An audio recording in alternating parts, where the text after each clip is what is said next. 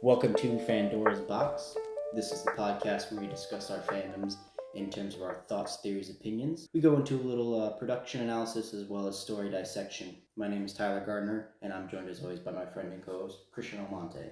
Hello, ladies and gentlemen. And today we are going to be discussing the Star Wars galaxy.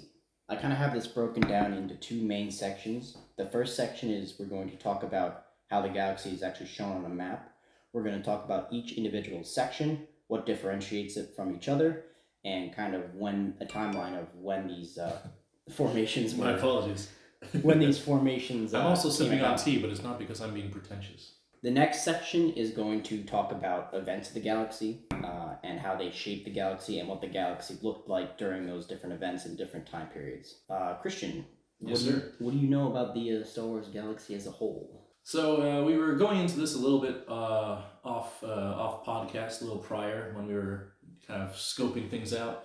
I actually don't know a whole lot about the geographical logistics of the galaxy. I'm very much a amateur about it because most of my knowledge pertains to that of the video games, Star Wars video games that is, and the Star Wars television shows and movies. So in most of those, and Tyler agreed with me, they don't show things on a map really. No. It's kind of like galaxy far, far away, and that's about all they mention in terms of the galaxy. So and I would say any map that you would see, and I'm thinking of video games, especially OG Battlefront 2, you'll see a galactic map that is just so inaccurate, which is fine because the game's only showing 20 planets, but yeah. there's a lot more going on than just what we've been shown to the more casual viewer. Yeah, quite right.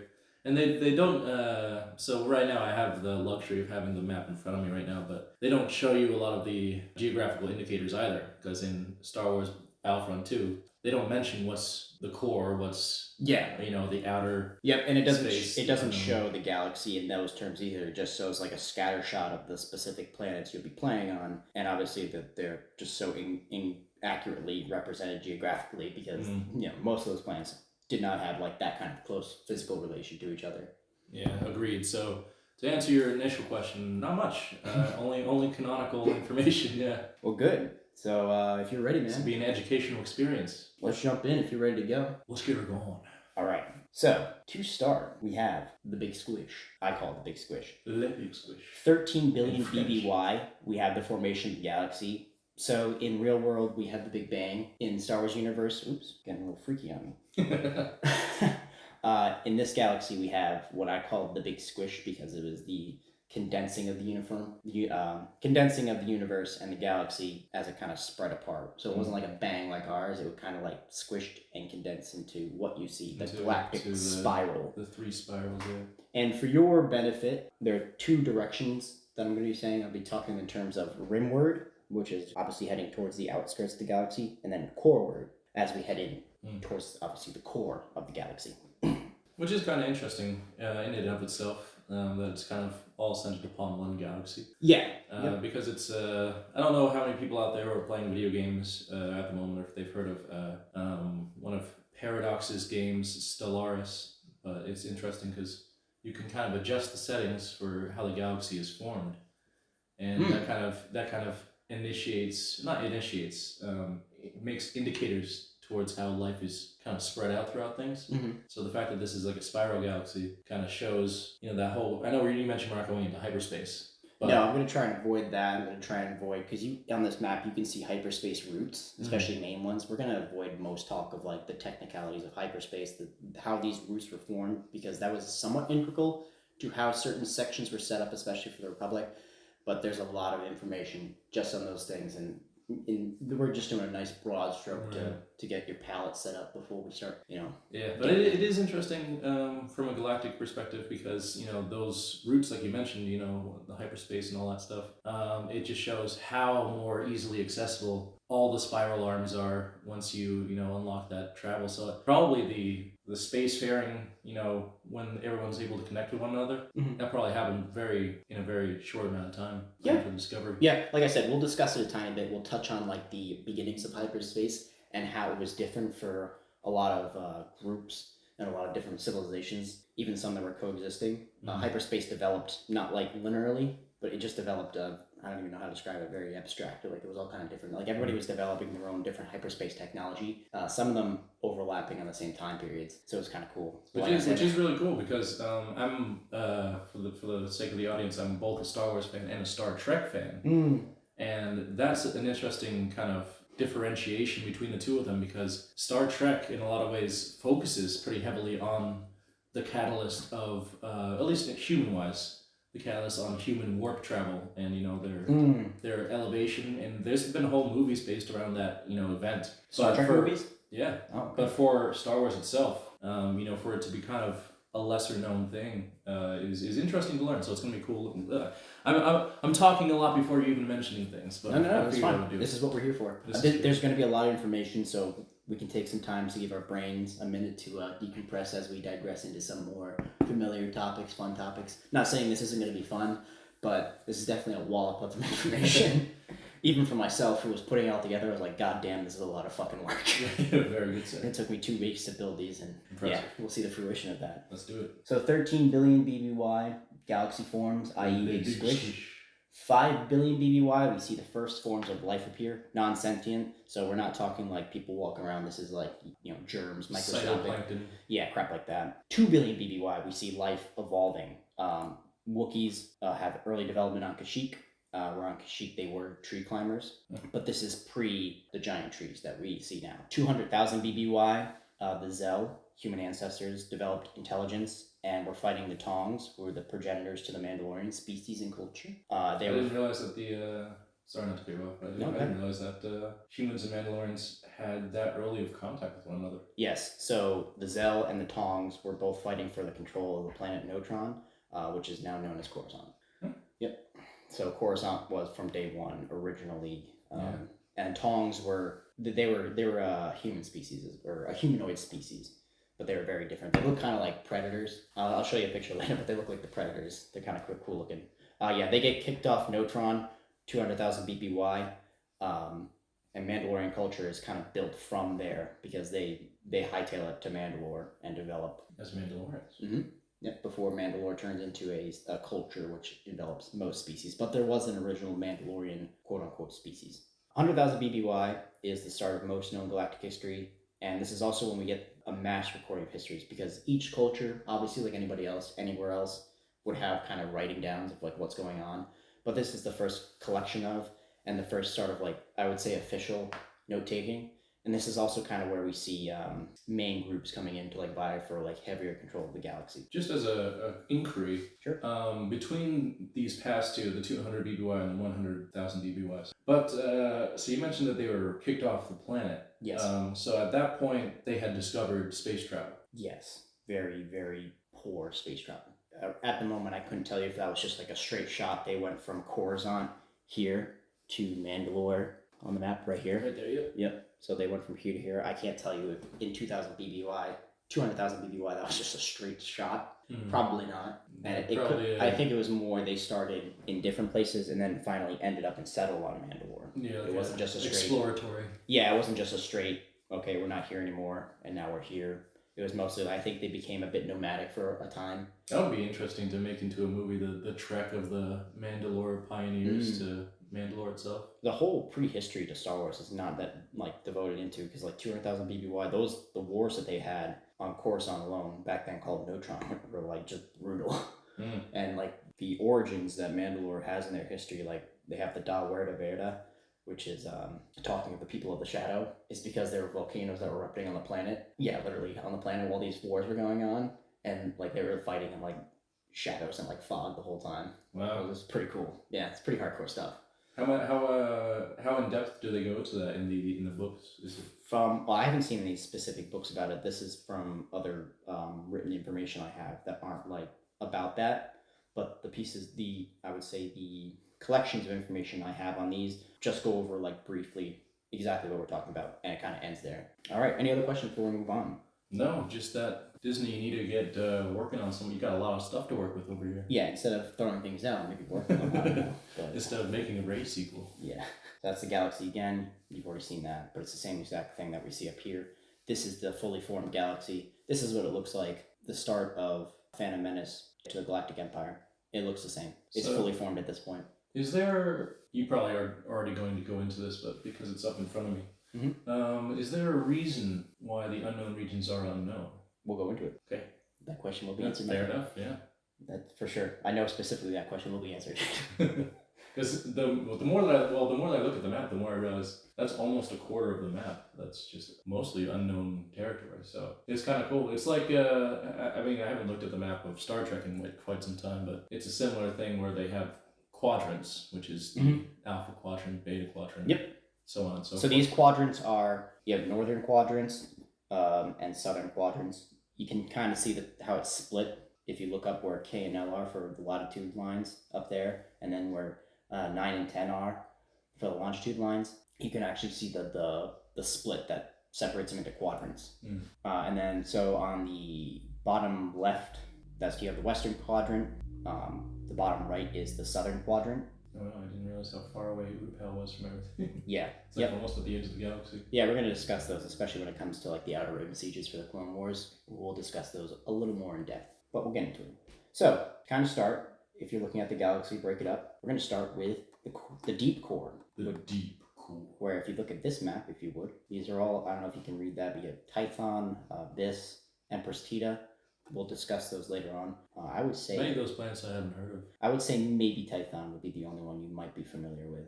Definitely not Empress Teta, and definitely not Bis. Bis comes about in Expanded Universe, post Episode 6. Empress Teta is kind of all over the map. We'll be discussing the system more specifically, I would say, in the next PowerPoints as we discuss the events of the galaxy. But you have prime galactic center literally right in the middle. The deep core is exactly that. It's the innermost region of the galaxy. The stars itself are deeply packed together, hence why it's so bright. Travel, hyperspace travel especially, is very difficult. So a lot of the deep core, even though it kind of looks not that way on the map, most of that region is not explored. So it can be considered unknown, but it's just, you can't get through. Why is hyperspace so difficult? So a very, very brief, without trying to like get into like hyperspace science and stuff like that. Hyperspace as a whole is not just like a standard route like a road is. Like roads don't really change like a physical road. Hyperspace routes and lanes aren't the same. They have to be calculated. And the reason why they're constantly calculated is not just because of like jump points and stuff like that, depending on where you are and where you're going, but it's because unlike physical, like if you have a road and you have trees on either side, those trees aren't really going to move, right? So it's not like you have to constantly recalculate the road. Stars and planets move, okay? And there's gravity influencing everything within space. So hyperspace has to constantly calculate it. Now, if you're looking at farther out of the galaxy where the stars are not nearly as packed, you don't have to constantly recalculate these routes.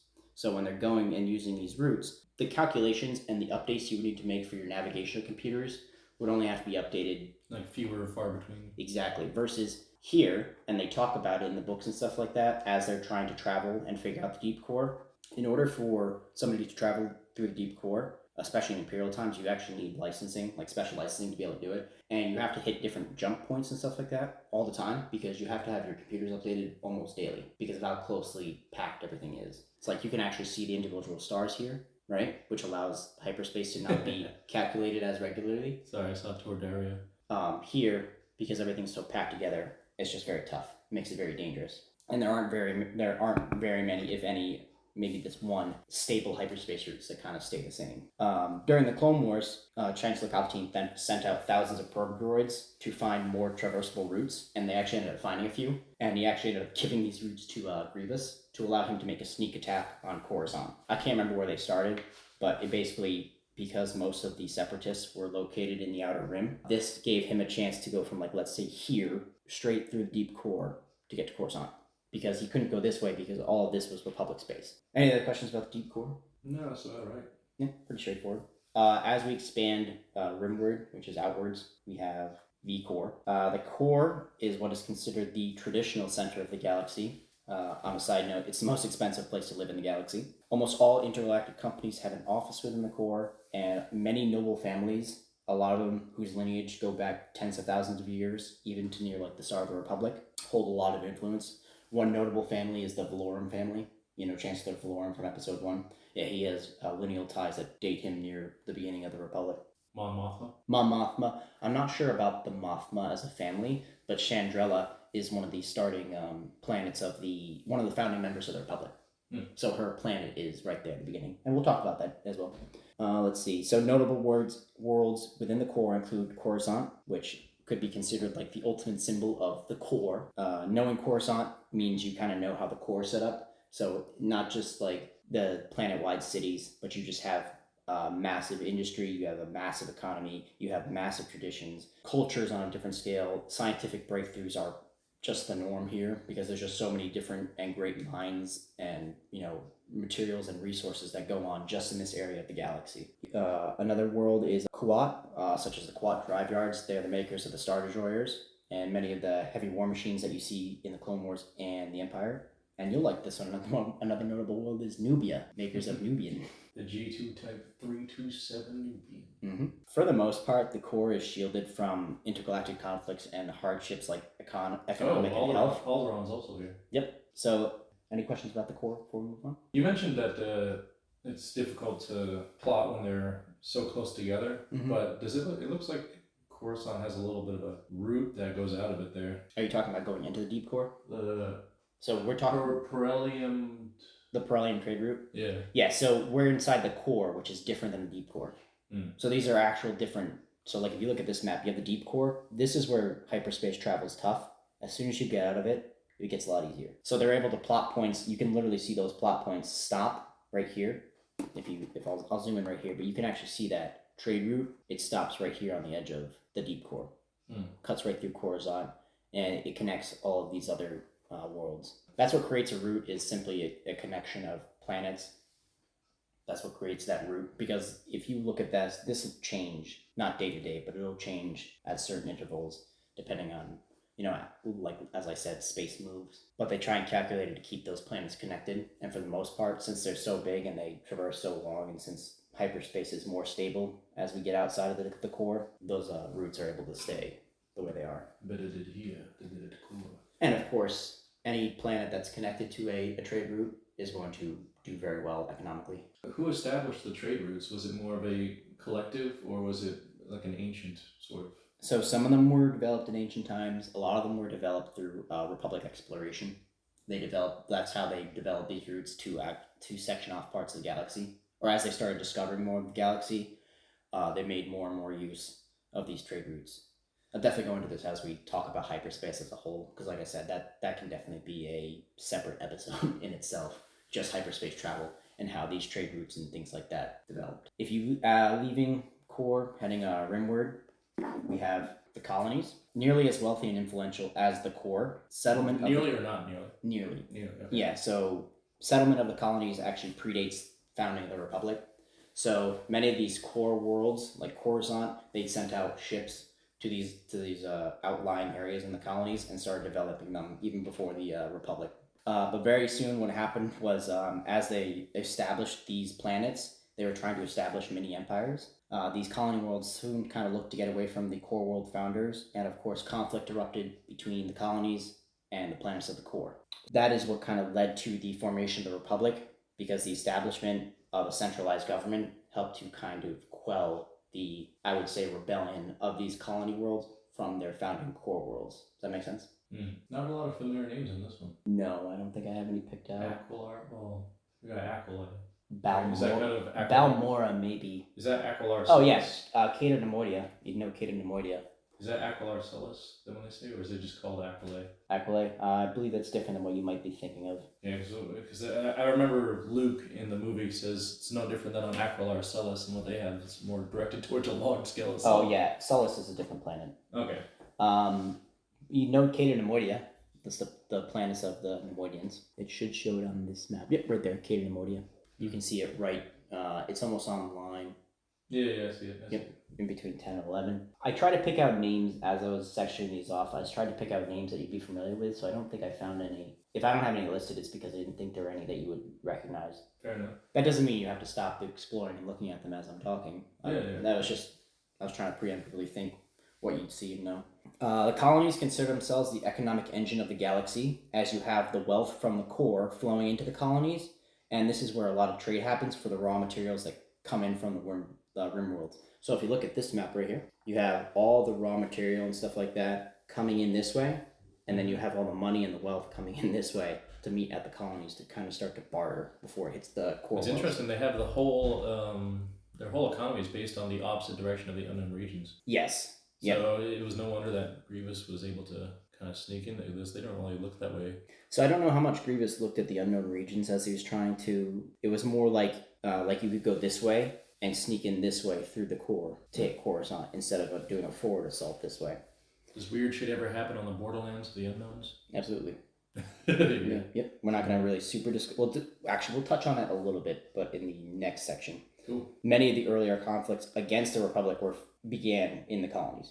So like this is where a lot of I can't think of the word, but people are against the government kind of a thing. This is where Rebellions? Not just rebellion, but like when people were like just feeling poorly against the government. I can't think of the term for that, but it starts here in the colonies. No, not well, related to extremists, but not extremist feelings. Okay. Just when like people are like they're not happy about what's going on with the government, it starts here. Civil unrest. I would say, yeah, that's a good way. Civil unrest, a lot of it targeted towards the Republic, starts in the colonies. This is more at the beginning of the Republic. It doesn't stay that way throughout time. As we continue moving outward, we have the Inner Rim. So the Inner Rim is the last stop for Republic's earliest colonization moves. Got Onderon. So inhabitants of the inner core like to consider themselves more core worldly, and they try and separate themselves from other rim worlds. So the Inner Rim tries to consider itself posh, if you will. Like, oh, we are also part of the core. We're also part of the colonies. We don't associate ourselves with people in the outer rim and the mid rim. In spite of this, most colonial or core inhabitants look down upon people that live in the Inner Rim. The Inner Rim was strategically important for the Confederacy. Actually, the spark that fully ignited the Clone Wars happened on Antar 4. Yeah, I see Antar. Antar 4 that's where people say that the kind of what started the Clone Wars. I can't tell you what exactly event, but some important worlds are Kifar, which is the homeworld of Jedi Master Quinlan Voss. You should be familiar with him if you've seen the Clone Wars. Manan, which you know from Coder. That's where they get Kolto from, and that's where the fish people were. They had to go underwater. That's that. And then Thyfera, which is where Bacta comes from. You might not necessarily know Thyfera, but Thyfera is where Bacta is produced. Bacta tanks? Yeah, well, Bacta as a product, because Bacta overtook Kolto as the galaxy's main source of healing. Any other questions before we move on? Just trying to see, just checking it out. Oh, Onderon as well. You might see Onderon. Yeah, I see that. Yeah. Yep, Onderon's a big one that's going to show up a lot in our next discussion about things. Moving outward, we have the expansion regions. The expansion region is very progressively hard to read. Yeah, I would say right off the bat, you can see Umbara right at the top, in between 9 and 10. You see that kind of isolated world. That's Umbara. But the expansion region, it's a very very sad story, just for the most part of the history of this region. It's a very exploited area of the galaxy. Most of the resources and raw materials from this area were stripped to fuel the economies of the core and the colonies. The destruction went on until about 700 BBY, when the Republic granted a group of megacorporations permission to run and administer a section of the ER to essentially act like the government of this area. But all they did was they just stripped the worlds of resources and turned most of the workers into serfs. Mm. Right after this period, the expansion region fell into near complete economic ruin. It wasn't really touched until the Empire, and that's when the Empire sought to kind of revive parts of it. So they used this area for a lot of cargo ports, other staging areas for the military, for industry, but obviously that stopped because of the rebellion. Even now, up until current times, which is Phantom Menace on, this area is just demolished. Like, there's not a lot of anything for anybody here. It's kind of sad. Any questions? No, sir. All right, moving outward, we have the Midrim. God damn, I can't read any of that. Yeah, that's fine. I need an eye exam. Yeah, that's fine. So, for those listening, he has it up on a TV, and I have to put my horrible eyesight right up to the right up to the screen. It is a huge region. It's one of the larger sections of the galaxy, and for the most part, it's really boring. Right off the bat, though, we do have some notable planets. We have Naboo, obviously. Everybody knows Naboo. We have Malastare, which is a major fuel pod race producing world. Sorry. It's also the home of Sebulba the Dug and Zilla Beast from the Clone Wars. Kashyyyk. Yep. Another planet is also Iridonia. This is the home world of our boy Darth Maul, Ethkoth, Asian Kolar, and Bao-Dur from Coder 2. Oh, and Maris Brood from Force Unleashed. Yeah, Maris Brood. We also have Glee Anselm, home of Kit Fisto. So the thing with the mid-rim, throughout its development and its existence, it's been very, very lucky about its placement and about what was going on in the galaxy during its formation and development. The mid-rim really took shape during mass colonizations that happened during the time that the expansion regions kind of economic boom was going on. We're talking 20,000 to 17,000 BBY. The majority of the expansion into the mid-rim was mainly residential. So what was going on was the core worlds and the colonies were sending out ships to get into the expansion region to what we talked about, strip that area. And at the same time, they were sending other ships into the mid-rim right past the expansion region to settle it. So if you want to consider it like the suburb of the galaxy, that's what was going on. It was just developing into homes. It developed at a very controlled pace, and it was built in a very orderly section and developed in a very orderly section, which allowed a lot of different kinds of peoples and different groups to kind of live in harmony. One, because of how it was developed and how intervally these different groups were brought in. They weren't just all shoved in at the same time. They brought them in at different times. And the mid-rim is huge, not just in area, but like there's a lot of space in between planets, which means it's harder for people to get into conflict when they're not right on top of each other, which is what was going on here. This is what allows such a diverse group of people to exist, because they're not really close to each other to kind of care about what each other's doing. So you have the destruction of the expansion region, and then on the other side of the mid-rim, you have the outer rim. The outer rim opened up for colonization at the same time that the mid-rim did. So a lot of criminals and individuals focused on the outer rim to keep away from the Republic's jurisdiction, so they just ignored the mid-rim. They went straight to the outer rim. And I see off to the right is the huts. Yep. Even while it's going on, the mid-rim became very prosperous due to the high concentration of agriculture and the low-cost manufacturing that was going on. Pirates thought it was an easy target, and at the beginning of its development, they were right. It was very easy for pirates to come in from the outer rim or wherever to get into the mid-rim and just start preying on planets that were just trying to do their own thing. But what ended up happening was the mid-rimmers learned very quickly to fend for themselves without waiting for the Republic and government intervention. And then during Imperial rule, the mid-rim was treated very well. The Empire actually provided surplus Imperial training academies and trade perks because of the outer rim. For the most part, the mid-rim left themselves alone, and they were very happy about the fact that not a lot of things were going on in their section of the galaxy. They just wanted to be left alone, do their thing. A lot of hardworking people, had no problem using a blaster kind of people. You know, farmers, suburban people. I would say one of the best places. Malls. Yeah, I would say, well, that's just where Iridonia, that's just where the Zabrak species comes from. So Darth Maul was born on Iridonia, but he was raised on Dathomir. Is Dathomir a moon of Iridonia? I was never fully clear on that. Or are they two separate planets? I believe Dathomir is a separate planet. I can cross-check that for you.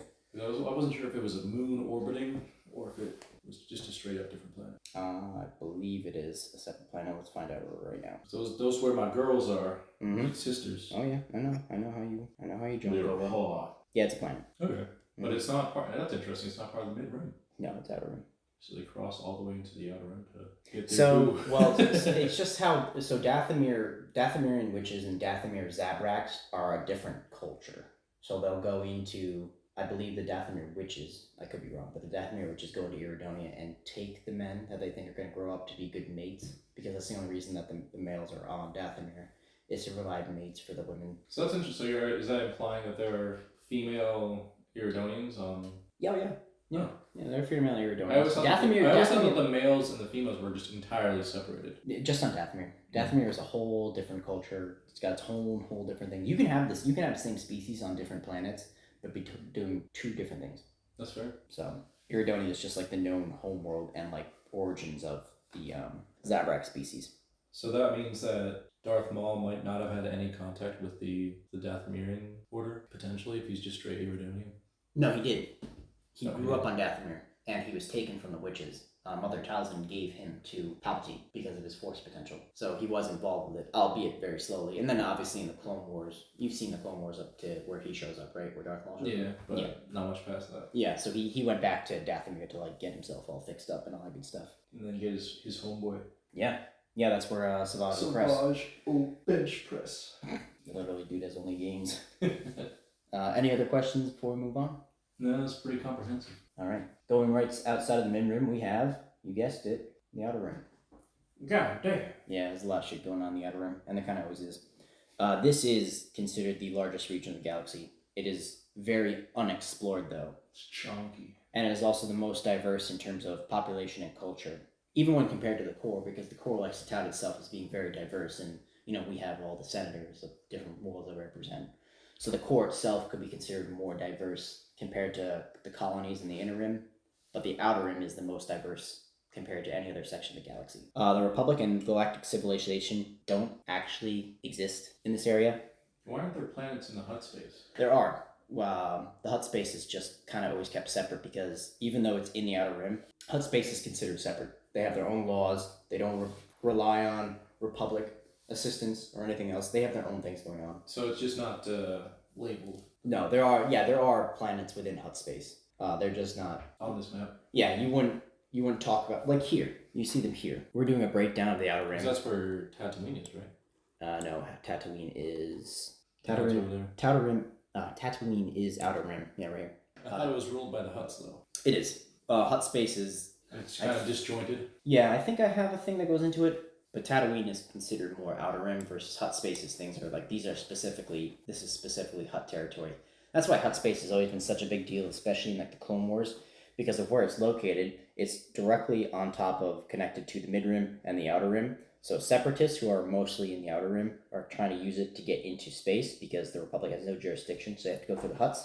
Vice versa, the Republic has to do the same thing going to the outer rim. So like that's why there's a big thing, especially in the Clone Wars movie, about trying to get the Hutts on their side to be able to use these different hyperspace routes to give whichever side an advantage. No one outpizzas the Hutt.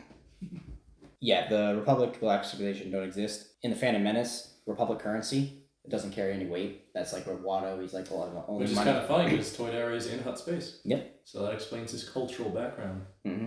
Republic credits literally don't work here. Well, that's in the outer rim, not necessarily Hutt space, but in the outer rim, even though it is technically part of the Republic, because it's so far out, it is the farthest section out from the core. The Republic can't. I mean, Toydara is pretty much hugging Hutt space, though. Yeah, it's in Hutt space. Yeah. But what we're talking about with the currency not working, that's an outer rim thing, not just a Hutt space Toydarian thing. But especially in Hutt space. I suppose so. I'm not sure. There could be some dealings with the Hutts using credits simply because they're an intergalactic organization, so I don't see why they wouldn't want to use credits. But you mentioned that they were predominantly independent.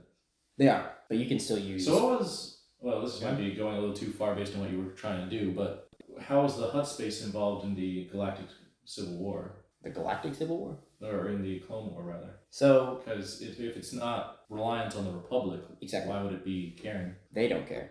The Republic cares. And the Separatists cared. The Hutt space and Hutt territory was neutral. Just like you can see here, Bothan space, it's almost separately sectioned out from the galaxy. Those areas keep themselves neutral. Hutt space has almost always been neutral in any galactic conquest or any galactic conflicts, but their importance lied in where they were located, because you couldn't just, I'm the Republic, I'm going to go from here, which is mid-rim, I'm going to go here to Separatist space. You can't just cross into Hutt territory like that. Do they have their own fleet? The Hutts, yeah, they have their own fleets, they have their own armies, security forces, things like that. Have we ever seen them in the Clone Wars pose a fleet, or is it just kind of an implied thing? No, they didn't have a fleet. Like they weren't fighting in the Clone Wars. They were a neutral party in the Clone Wars. Hutts do not care. I know, but they were their own. You mentioned that they had their own fleets and like kind of a police force keeping them out of. Yeah, not like, I wouldn't say necessarily as organized as the Grand Army Republic or the Separatist fleet, but they have their own ships and stuff like that. They could create, and we'll go into it at some point in the next section. We're going to go into them organizing that into an actual like standing army. But for the most part, they keep themselves, like, they're connected to most major criminal organizations and occurrences throughout the galaxy. So they keep themselves neutral and out of the way. And as we said before, they were so important in the Clone Wars because... They're right outside of the Kessel Run. Yep. In less than 5 parsecs. You couldn't just use these hyperspace routes like that. You had to get permission from them. And it wasn't permission, it's like you had to pay them. And in order to keep neutral... It is ironic, though, that a lot of the famous planets within Star Wars lie within that just small pocket of Hutt territory. Mm-hmm. Oh, Hutts have been influential galactic players since before the Republic, my guy. Like, they were doing their thing way before the Republic started. And this... They got Toydara, Nar Shaddaa, they got... And is this as big as small as it looks compared to the rest of the galaxy? This is a huge expanse of space, and their influence doesn't start and stop here. Their influence is all over the place. Like they are pretty much in control of Tatooine, which is one of their like ports planets, but they have holdings all throughout the outer rim. It doesn't just this is just the culmination and like the center of it. Mm. But you can see their influence throughout the outer rim. They stay within the outer rim. They don't go forward like that. I mean, I always wonder how Huts could do anything when they can barely walk. Yeah, they just built up people to do it. I mean, they have a lot of them in particular. They have a lot of slave species, so they have entire planets where those species are dedicated to supporting Huts for whatever reason. So one thing that the outer rim offers to people that other sections of the galaxy, especially the core and the colonies and stuff, cannot, is it offers freedom. So you can pretty much get away with anything in the outer rim. That's why it was so lawless, because it was literally lawless. Hut space is located within the outer rim, on the edge of the mid-rim. Large portions of the outer rim were not settled until 5500 BBY into 3000 BBY. And the Republic lost much, if not all, of its control in 1466 BBY after the defeat of the Jedi at the Battle of Mirza. After that battle and their defeat, Republic control never really came back to the region. So Yavin's here. Yep. So is Felucia in the outer rim? Yeah, so known planets are Tatooine, Iriadu, which is the homeworld of Grand Moff Tarkin, Felucia, which we know, Megiddo, which we know. Utapau. Yep. Dathomir, Dagobah, and Renvar. Is this where, oh god, what's the weird potato-shaped one from Star Wars Battlefront 2? Polis Massa? Yeah. Polis Massa is an asteroid. But is it in the outer rim? I believe so. But it's literally an asteroid. It's not a planet. Hey man, Pluto wasn't considered a planet for a while. This isn't like that. This is literally an asteroid. Alright, any other questions about the outer rim? Oh, actually, sorry. I wasn't done. We're going to talk a little bit about some events that go on in the outer rim, even though we're not going to fully go into those until the next section. But in 124 BBY, the Republic declared the entire outer rim a free trade zone, which means you didn't have to pay taxes on any trade that happened within the outer rim. They tried to do this to kind of jumpstart economic development in the area and maybe to get back some control. But what ended up happening was the Trade Federation swooped into the area. They gained control of most of the outer rim's poorest planets. Basically, they traded the outer rim. They took over these planets, said, we're going to administer, we're going to set up government. You guys are going to provide us with workers. They turned a bunch of them into like slaves and serfs. And they took most of the resources that the outer rim had to offer. And because they weren't being taxed, they were making so much money because all that wealth was not being taxed. In 33 BBY, the Senate overturned the free trade agreement of the Outer Rim and went back to taxing the area, which meant a lot of taxes for the Trade Federation. This is the event that led up to the blockade of Naboo. That's just a little sprinkle of funness for you. We're going to get into it later on. Any questions? It's a lot. Mm-hmm. Outside of the... so this is going to be tough. The next section is exactly what you were asking about. Wild space and the unknown. What's the difference? The unknown regions are unknown. No. The Chiss species... the Chiss species hail from the unknown regions. That's Admiral Thrawn. It is a more defined... Admiral who? Admiral Thrawn. We talked about in the last podcast. Admiral Thrawn, the blue-skinned guy, showed up in the Rebels series. I'm struggling with that. I don't know. We mentioned him quite a bit. You might not have seen him, but Admiral Thrawn, yeah. So, yep. So we have two things. We have wild space and the unknown regions. That's just a little thing about the unknown, but there's a difference between them. So as big as the Republic and the Empire were, they covered a fraction of the actual known and settled galaxy. The rest of it was chalked up to wild space and unknown regions. Do they have Thrawn listed in the unknown? No. Nope. The Thrawn species is far out this way. They have their own section of the galaxy in the unknown regions. So, wild space. It's not a zoned off section like all of these were. Like, you're not going to be able to see, like, oh, there's the outer rim and there's wild space. No. Wild space is a name that's applied to any unsettled, uncolonized regions and any region that lacks industrial development. So you can actually find wild space within the galaxy. Like, I can't think of any right now, but there could be wild space areas throughout the galaxy. Wild space has been explored, not to like any detailed degree, but wild space was explored. Is the Rakad considered wild space? No. Nope. No? Mm-mm. Because I know that planet wasn't civilized because of all it was just ancient relics. Yeah, Rakata Prime. Rakata Prime looks like it's part of the unknown regions, but yeah, because you have Illume, which is right outside Like there's one small section right here of wild space. This is a known, talked about region of wild space off this. I'm gonna say this was the western fringe of the galaxy. You see right there. But basically, wild space, it can be seen all over the galaxy, not just on the fringes as you see outside of the outer rim. But basically, just there are planets there that have species, but they're not part of the Republic. They have no Republic doesn't have jurisdiction there, and the people there ignore the Republic. Areas of wild space are also havens for criminals and the like, because they know that like nobody's gonna go in there and try and like make something of the area. And then we have the unknown regions. So the reason I put the unknown regions is there is because it's very straightforward. Wild space has been explored. Unknown regions have not been explored. The name can define areas that have not been surveyed by Republic Scouts, but it generally just applies to this area right here. Like right here, unknown regions. This very specific area of the galaxy. The rest of it is like, I can't tell you why, but they don't apply that name right here. This is the one that like common people in the galaxy would be like, oh, unknown regions, you're talking about this area of space on the western end of the galaxy. So Tyler, you're gonna make me ask the question, why is it unknown? Because it's not known. Well, but like why? Why haven't you So mounted expedition? yeah, so it's pretty close to Coruscant, so it's surprising that they haven't gone in there. yep. So what actually was discovered, because it's not like anyone hasn't tried to go out there to see what's going on. There is an actual hyperspace, whatever you want to call it, anomaly barrier that's blocking, that makes it very difficult, even more difficult than deep core travel. There's some sort of barrier right here that stops ships, or had been stopping ships from going in. The Chiss species, which is Admiral Thrawn's species located in here, they had found a way to pierce through. Their way of using hyperspace employed use of the Force a lot more than obviously scientific machinery, like here. That's how they were able to navigate through. What ended up happening was by the time of the Empire and Admiral Thrawn's introduction, the Emperor and Admiral Thrawn worked together to kind of connect the unknown regions and known space.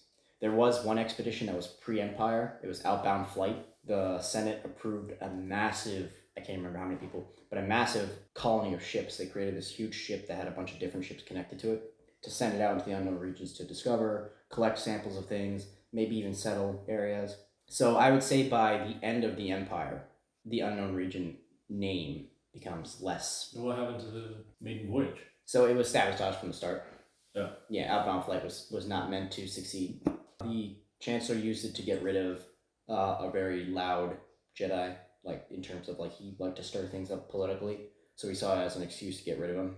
But he had no intentions of allowing it to succeed. Yeah, succeed. I think it was actually he actually had it actually sent on a course that put it right in line with the Chiss species, and I could have it wrong, but I think the Chiss species ended up destroying the ship. That's a different story for a different time. By the end of the Empire, the unknown regions were no longer unknown, and hyperspace travel in between the known galaxy and unknown regions was much more stable, and that was due to work between the Empire and the Chiss Ascendancy, which is the government, one of the biggest governments in the unknown region. So is the unknown region known now? By the end of the Empire, yeah, it's a lot more known. Because right now it's so, I would say pre-Empire, it's unknown, so a lot of it is just people putting their fantasies, applying their own fantasies to like the dangers and like all the evil things that are in the unknown regions. But by the end of the Empire, it's more known. We don't have any stories of that are accounted towards Expanded Universe. So you as a casual fan wouldn't come across it as easily as anything else. There wasn't even a ton of, well, now they're starting to make more, like Tennessee Zahn created some books about the Chiss Ascendancy and like the goings on that were going on back then. Any other questions about anything? One little other tidbit is I just put in a little map of different client states. Yeah, you have the Western Reaches, still in the unknown regions. The only thing that I would say is most important is obviously you see that big green section. It's called the slice. That's one of the most important areas of the galaxy. That's where the majority of the biggest events go down. And this was one of the most important areas for the Republic. The majority of their hyperspace routes went through it. The majority of their economic power came from the routes and the planets that were associated with the slice. They tried to really cultivate this area. That little white thing that's below hut space, that's Bothan space. And then obviously you can see hut space as well. Any other questions? What's the big white space called the corporate sector? Corporate sector is exactly that. Yeah, so as we talked about before, a lot of mega corporations, since the Outer Rim in 124 BBY was considered free trade, all these mega corporations flew into the Outer Rim and created they created like their own parts of the galaxy. It's what led, I mean, we'll get into it, but it's what led to a lot of problems later on, which... So is that the Trade Federation, or is that just in general like a corporate sector, like corporate sector. I couldn't tell you exactly who, but because you had the Trade Federation, you had the Intergalactic Banking Clan, you had the Corporate Alliance, the Techno Union, all these massive mega corporations and organizations that had footholds not only in the core because they had offices for their companies, but they also had massive planetary holdings within the Outer Rim. And that's where they spent, I would say, that's where the majority of their territory was Outer Rim. Is Geonosis Outer Rim? Yeah, right here. Right near Tatooine. That's in the Arcanus sector. Yeah, Geonosis, Tatooine, Rhodia. It's probably why Count Dooku kind of used it as a foothold, because that's where all the corporate entities could... Yeah, so go there free reign. The majority of the Separatist planets and the representatives of the Separatists were situated in the Outer Rim. So you could almost section off the Outer Rim as like, this is Separatist space. And then everything else was mostly Republic. And that's also where, obviously, the Outer Rim sieges, but we'll go into that a little bit near the end. Any other questions? I mean, I have plenty, but we'll keep her going. Say in our next episode, we're going to go into the galactic events and how the galaxy kind of took shape and changed shape throughout the years, if that's okay with you. Let's do it.